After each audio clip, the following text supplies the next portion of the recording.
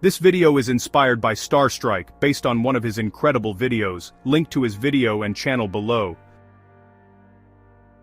I don't think people understand just how bizarre things got when the main six invaded Earth.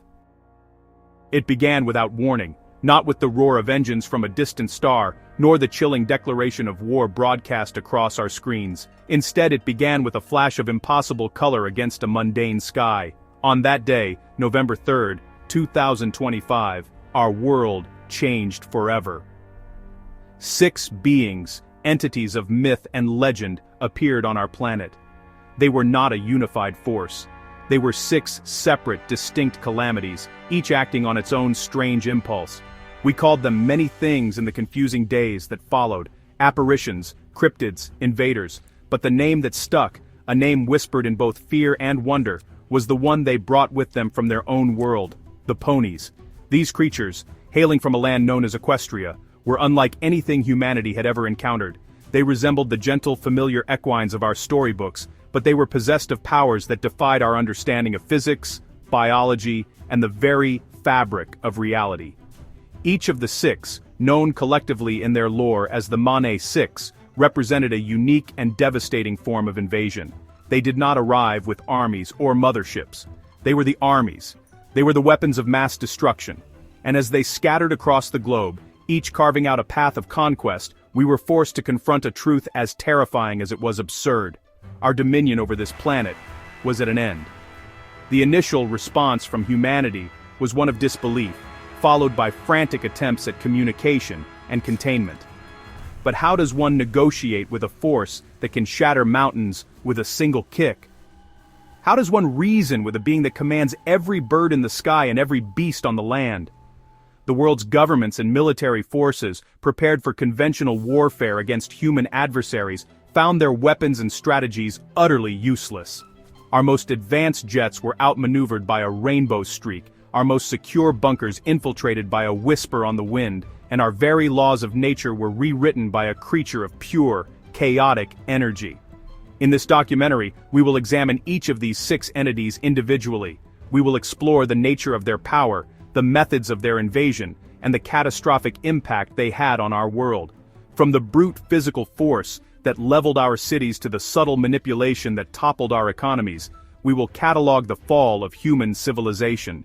This is the story of our planet, a world once ruled by humanity, now besieged by the fantastical and terrifying power of magic.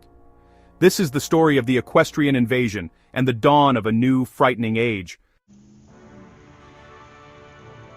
The first of these invaders to make her presence known was the one called Applejack. She was an earth pony, possessing no wings for flight nor a horn for casting spells. In the initial assessments, she was deemed the least threatening of the 6. This was a catastrophic miscalculation.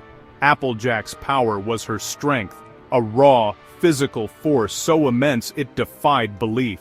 She could strike the ground and cause tremors, topple skyscrapers with a series of well-aimed kicks, and hurl objects weighing hundreds of tons as if they were pebbles.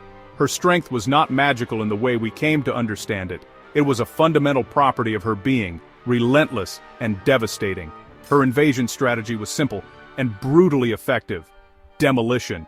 She targeted the symbols of human power and infrastructure. Bridges, dams, power plants, and military bases were her primary objectives. A single kick from her hind legs, generating force comparable to an artillery shell, could shatter reinforced concrete and warp steel beams. Calculations based on her observed feats suggest she could kick a boulder weighing over 700,000 pounds. No fortification could withstand a direct assault.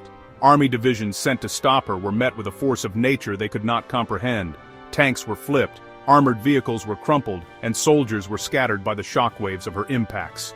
Unlike some of the other invaders, Applejack demonstrated a keen tactical mind. She did not engage in random destruction. Instead, she systematically dismantled the networks that allowed human society to function. She would follow power lines to their source, topple communication towers, and create roadblocks on major highways by simply kicking a nearby hill onto the road. Her approach was that of a tireless, unstoppable siege engine. Attempts to ambush her were often futile. While she could be surprised, her sheer durability meant that conventional weapons, such as bullets and small explosives, had little to no effect. They would bounce off her hide, seemingly doing no more than annoying her. The human response evolved from direct confrontation to strategic avoidance. Cities in her path were evacuated, no-go zones were established, vast territories ceded to her influence where the earth was constantly shaken by her relentless work. Her only apparent weakness was her lack of ranged attack and her grounding to the earth. Yet this was of little comfort. One did not need to see her to feel her presence. The distant rumble, the shaking ground, the sudden collapse of a landmark on the horizon. These were the signs that Applejack, the earthen conqueror, was near. She was a living earthquake, a one-pony demolition crew, from which there was no hiding.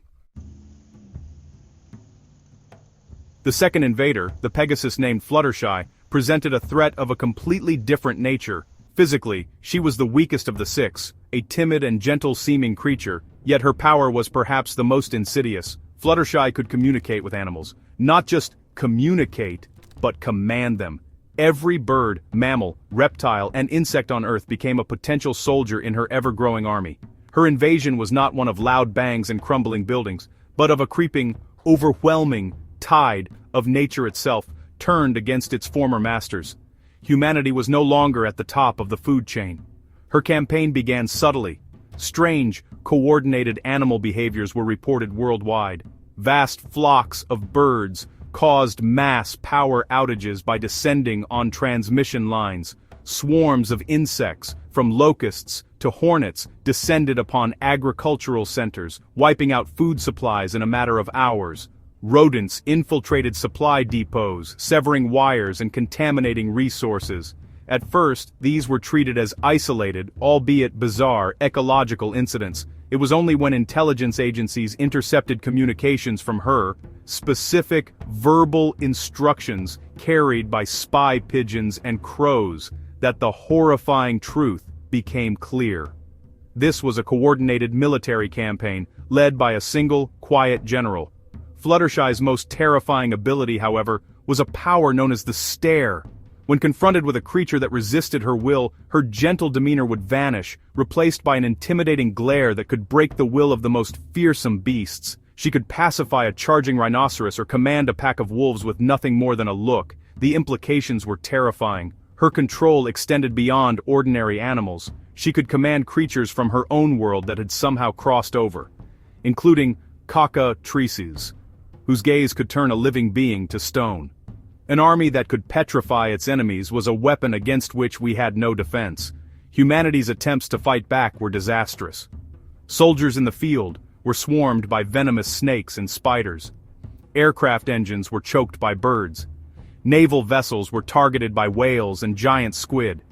We had spent centuries building weapons to fight other humans, never once considering that the planet itself could be turned against us. The historical Emu War in Australia, where soldiers lost to a population of birds, became a grim global reality on a planetary scale. Fluttershy did not need to fight. The world fought for her. She was the ultimate spy master, the ultimate saboteur, the ultimate general, all without ever raising a hoof in anger. Where Fluttershy's invasion was quiet and creeping, the arrival of the Pegasus Rainbow Dash was a violent, incandescent scream from the heavens. Her domain was the sky, and her powers were speed and weather. Rainbow Dash could fly faster than the speed of sound, a feat she announced with a deafening sonic rainboom, a rainbow-hued shockwave that could shatter glass and crumble structures for miles around. She was not just a flyer, she was a living projectile, a biological fighter jet with an arrogant and reckless personality. She viewed our world as a playground and our attempts to stop her as a game. Her primary method of attack was the manipulation of weather. By flying in tight circles, she could generate colossal tornadoes and hurricanes, directing them with pinpoint accuracy toward coastal cities, military installations, and transportation hubs. She could summon lightning from a clear sky, striking targets with an unnerving precision that suggested conscious aim. Hailstorms with ice the size of cars would rain down upon command, and flash floods could be created by concentrating rainfall over a single area. She held the climate of the entire planet hostage. Agriculture failed, shipping lanes became impassable, and entire regions were rendered uninhabitable by perpetual, unnatural storms. Beyond her control of the weather, Rainbow Dash possessed incredible physical strength and durability. She was observed punching through solid rock towers and emerging unscathed. This strength combined with her speed turned her into a devastating kinetic weapon. She could break the sound barrier and crash directly into a target, a bunker, a battleship, a command center, and obliterate it completely. She was, in effect, a reusable, self-guided missile with a personality. Military air forces were helpless. Our fastest jets could not keep up with her, and she could evade any missile fired at her with impossible aerial maneuvers. Rainbow Dash's invasion was one of pure shock and awe. She reveled in her power, taking on any challengers with boisterous confidence. Her goal seemed to be the assertion of her own dominance over the skies. She systematically dismantled every air force, every weather satellite, and every tall structure that dared to scrape her domain. Humanity was grounded, forced to hide from the storms and the rainbow-colored blur that brought them. To look at the sky was to invite danger. Rainbow Dash was the tyrant of the atmosphere, a force of pure speed and fury who had claimed the heavens for herself. The unicorn known as Rarity, she chose a battlefield where humanity, well, believed itself to be utterly untouchable, the global economy. Her invasion, you see, was not one of physical force, but rather of immense wealth, cunning manipulation, and social infiltration. Rarity possessed this magical talent for locating precious gems, allowing her to amass a virtually limitless fortune in just a matter of weeks. Diamonds, rubies, emeralds, she could unearth them from, well, any location, flooding the market and destabilizing the world's economies overnight. The value of precious materials, the very bedrock of so much human wealth, became, frankly, meaningless. With her infinite resources, Rarity built a corporate empire that grew at an unprecedented rate. She didn't need to overthrow governments with force, she simply bought them. She acquired controlling stakes in major corporations, media outlets, and financial institutions. Politicians, generals, and CEOs were either bought with promises of incredible wealth or, blackmailed with information gathered by her vast network of influential contacts. She was a master of seduction and negotiation, able to charm her way into the highest echelons of power and bend the most powerful people to her will. Her weapon was influence, and it was, well, more effective than any bomb.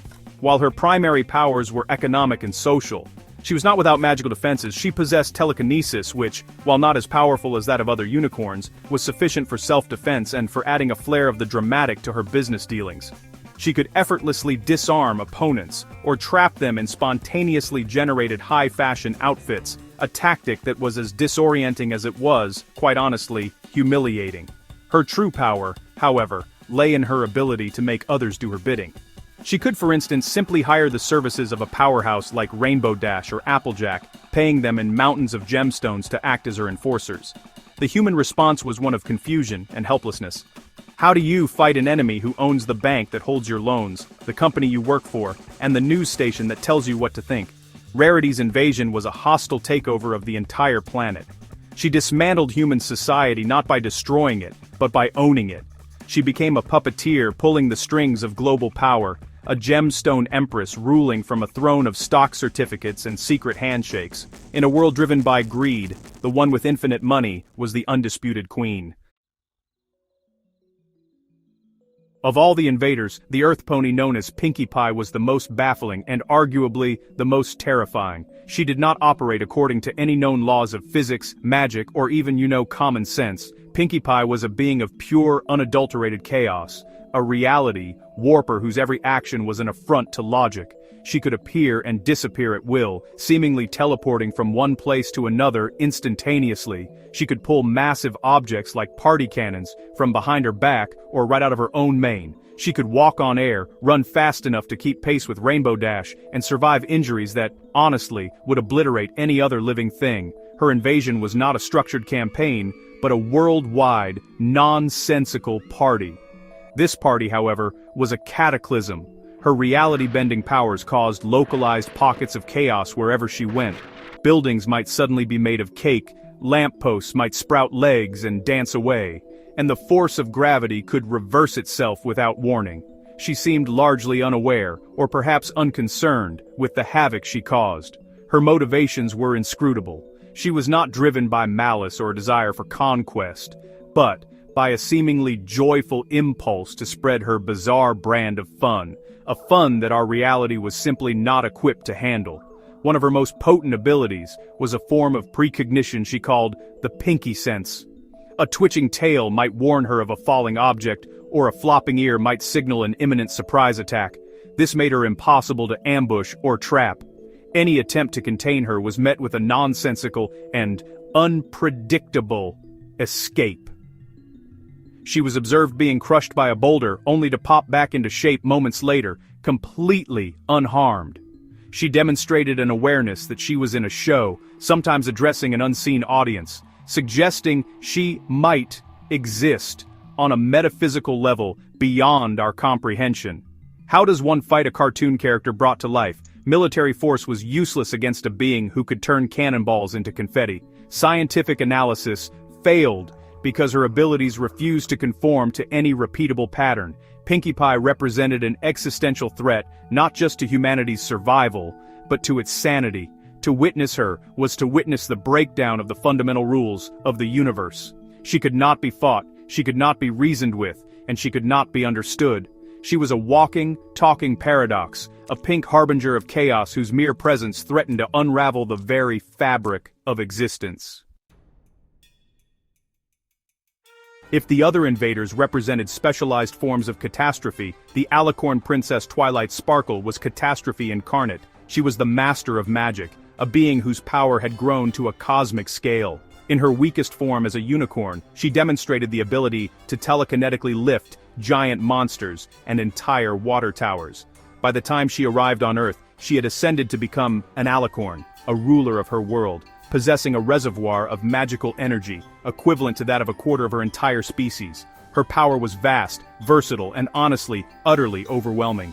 She was, for all intents and purposes, a god. Her invasion was swift and absolute. She did not need to kick down buildings or manipulate armies. With a mere thought, she could achieve almost anything. She could erect impenetrable force fields around entire cities, cutting them off from the world. She could fire beams of pure energy that could vaporize a tank or carve a canyon through a mountain range. Her telekinetic power was immense, capable of tossing around boulders 20 times the size of those Applejack struggled with. She could teleport herself or entire armies across continents in the blink of an eye. She could even transfigure matter, turning an advancing army into a field of potted plants. Her abilities extended far beyond simple combat applications. Like Rainbow Dash, she could control the weather, but on a much grander and more precise scale.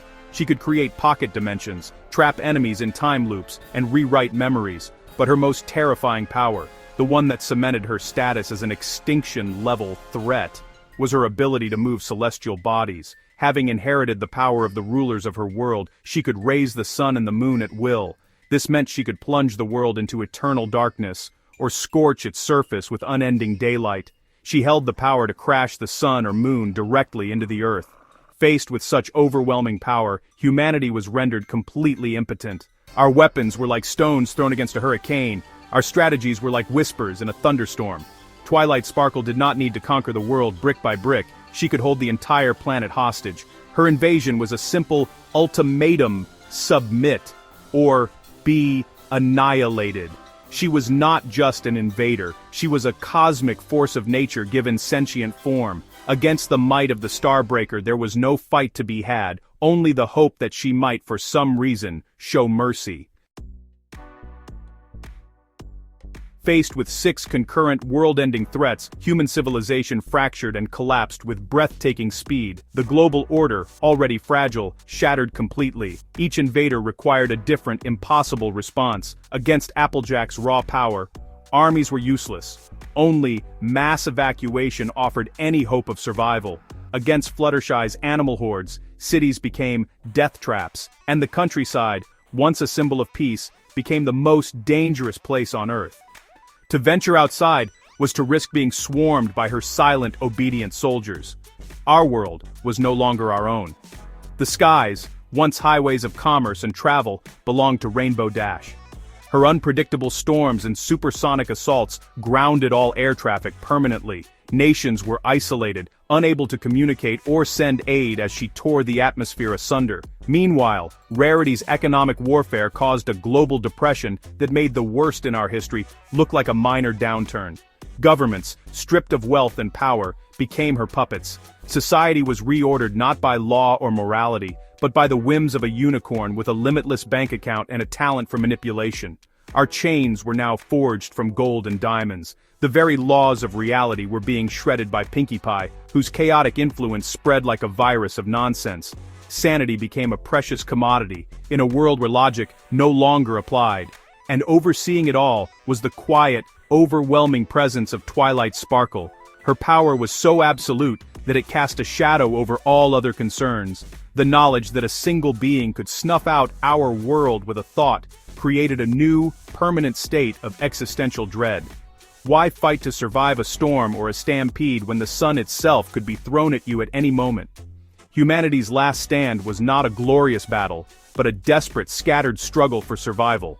Small pockets of resistance formed in underground bunkers and remote locations, attempting to find a weakness, any weakness, in these new gods. Scientists worked feverishly to understand the nature of their magic, hoping to find a countermeasure. But we were a species of builders, thinkers, and warriors, suddenly confronted by living myths.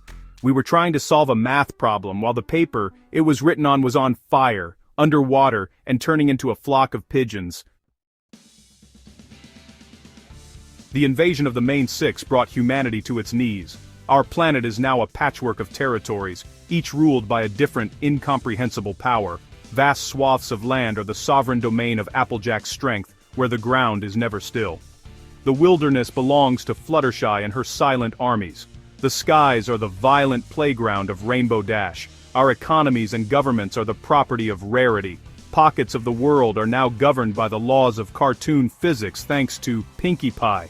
And the entire system is held in a fragile balance by the overwhelming cosmic power of Twilight Sparkle. Is there any hope? If these six beings were united in their desire to destroy us, humanity would already be extinct. Their saving grace, and our only glimmer of hope, is that they are not. They act on their own, often conflicting impulses. Applejack's methodical demolition could be hindered by one of Pinkie Pie's spontaneous, reality-warping parties. Rarity's carefully constructed economic empire could be thrown into chaos by a hurricane summoned by Rainbow Dash. Their disunity is our only shield. Our survival depends on them being a dysfunctional pantheon of gods, not a unified army. Furthermore, these creatures are not uniformly evil. Their actions, while catastrophic, do not always seem to stem from pure malice. Fluttershy's protection of animals, Applejack's diligence, Pinkie Pie's desire for joy. These are twisted versions of virtues. This suggests a psychology that is not entirely alien. Perhaps they can be reasoned with. Perhaps a new kind of diplomacy, one that does not rely on threats or treaties, but on understanding and empathy, could be our path forward. It is a faint hope, a desperate long shot in a world remade by magic. The age of humans is over. A new age has begun. We are no longer the masters of this world, but inhabitants living under the shadow of six magical, terrifyingly powerful beings. Our future is uncertain. We may be destined to live as scattered survivors in the ruins of our own civilization, forever at the mercy of these equestrian overlords. Or perhaps, we can find a way to coexist. Perhaps, we can learn to navigate this new world. The story of humanity is not over, but its next chapter will be written not by us, but by them. And we can only watch and wait and hope.